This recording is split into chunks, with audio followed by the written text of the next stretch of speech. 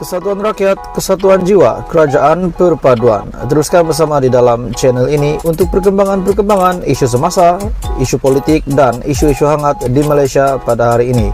Jangan lupa teruskan bersama di dalam channel ini. Tekan butang like, share, dan subscribe channel ini untuk perkembangan terkini politik di Malaysia.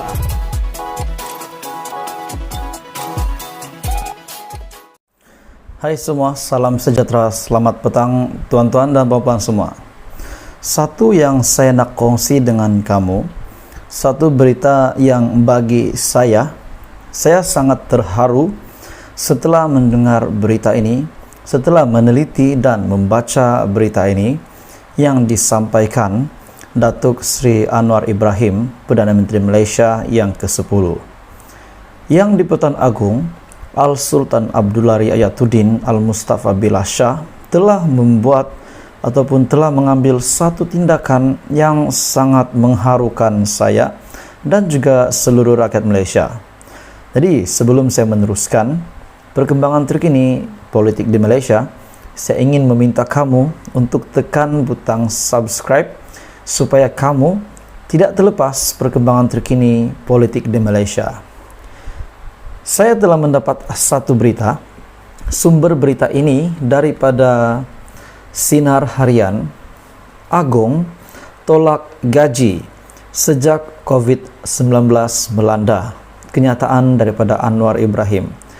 Saya ingin bertanya pendapat kamu semua tuan-tuan dan puan-puan. Saya ingin tanya dengan anda semua. Adakah ini pun perkara ini kamu baru tahu hari ini, ataupun saya sahaja yang baru tahu hari ini bahawa Agong tolak gaji sejak COVID-19 melanda, dan ini dinyatakan oleh Perdana Menteri Malaysia yang ke-10. Yang di Pertuan Agong Al-Sultan Abdullah Riayatuddin Al-Mustafa Billah Shah telah lebih awal tidak mengambil gaji, iaitu sejak COVID-19 melanda negara, kerana seripaduka cakna dengan keadaan ekonomi yang menekan kehidupan rakyat, kata Perdana Menteri Datuk Seri Anwar Ibrahim. Saya nak maklumkan bahawa Tuanku Agong telah menolak gaji sejak COVID-19 lebih awal daripada saya. Baginda tidak menerima sebarang gaji oleh kerajaan sejak COVID-19.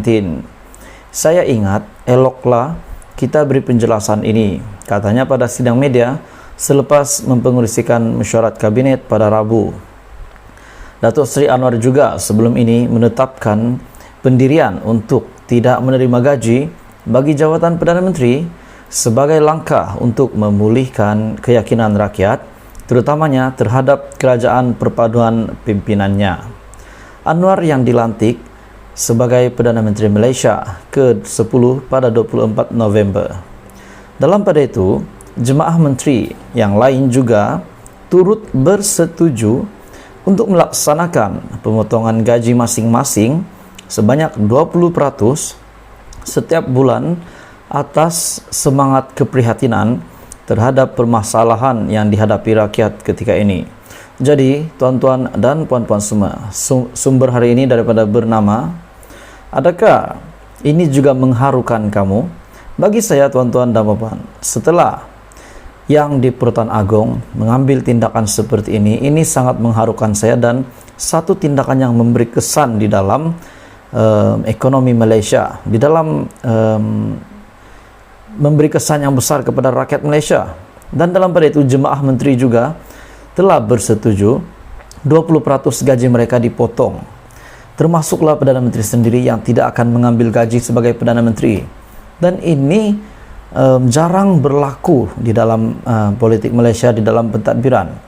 Sekiranya dipotong gaji 20%, mungkin kedengaran sedikit, tetapi sekiranya gaji, sebagai contoh, sekiranya gaji sebanyak 100,000 tolak dengan 20% bersamaan dengan 20,000, bermakna 20,000 dipotong untuk gaji seorang menteri, itu kalau 100,000, dan begitulah kiraannya.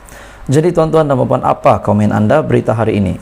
Perkara ini sangat mengejutkan saya dan sangat mengharukan. Jadi kita perlu mengikut apa yang sudah Agong titah dengan bersetuju Kerajaan Perpaduan hari ini yang dipimpin oleh Datuk Seri Anwar Ibrahim sebagai Perdana Menteri Malaysia yang ke-10. Dan diharap tiada lagi yang mempertikaikan keabsahan Perdana Menteri ke-10 pada hari ini, sebab ini adalah lantikan Agong serta menteri-menteri dan juga timbalan menteri yang lain. Teruskan bersama di dalam channel ini. Jangan lupa tekan like, share dan subscribe supaya kamu tidak terlepas perkembangan terkini daripada channel ini. Hai semua, salam sejahtera Malaysia, tuan-tuan dan puan-puan. Terima kasih sudah mengklik video ini dan untuk mendapatkan info terkini politik di Malaysia. Sebelum saya mulakan isu hangat hari ini, kita direct to the point saja. Tolong tekan butang subscribe supaya kamu tidak terlepas perkembangan terkini daripada channel ini. Saya akan sentiasa membawakan isu-isu terkini dan isu semasa perkembangan politik di channel ini. Hari ini satu kenyataan yang sangat mengejutkan. Kepada semua penyokong Datuk Seri Anwar Ibrahim, Perdana Menteri Malaysia ke-10, kepada semua penyokong, ada satu message yang saya nak kongsi dengan kamu. Dan kepada yang bukan penyokong Datuk Seri Anwar juga, makna kata bukan penyokong Pakatan Harapan, saya nak kata dengan kamu, Kerajaan Perpaduan hari ini jangan bimbang walaupun kamu merasa semakin tergugat keadaan Datuk Seri Anwar Ibrahim.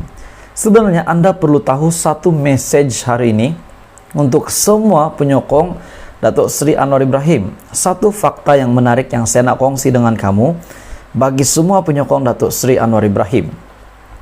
Syabuddin membuat satu artikel daripada syabuddin.com. Jangan bimbang, pembenci Anwar bukan pun mengundi Pakatan Harapan atau BN. Jangan bimbang tuan-tuan dan puan-puan semua. Pembenci Perdana Menteri Malaysia ke-10 hari ini, pemimpin Kerajaan Perpaduan, bukanlah yang mengundi Pakatan Harapan dan juga mengundi Barisan Nasional. Dan sudah pasti mereka mengundi Perikatan Nasional. Ada penyokong PH mula meluahkan rasa kebimbangan mereka melihat serangan bertubi-tubi daripada pihak lawan, daripada pembangkang, dan juga sentimen kebencian terhadap Perdana Menteri Malaysia ke-10 dan Kerajaan Perpaduan di media sosial kebelakangan ini. Itu betul, kita tidak dapat menafikan memang banyak berita-berita mengejutkan, serangan-serangan daripada anti Kerajaan Perpaduan. Kata mereka, mampukah kerajaan pimpinan Datuk Seri Anwar Ibrahim bertahan lama? Oke, sebelum kita teruskan uja pada hari ini, apa komen Anda tuan-tuan dan puan-puan? Anda mempunyai komen berkenaan dengan pertanyaan ini? Mampukah Kerajaan Perpaduan hari ini untuk terus bertahan dan berapa lama dapat bertahan?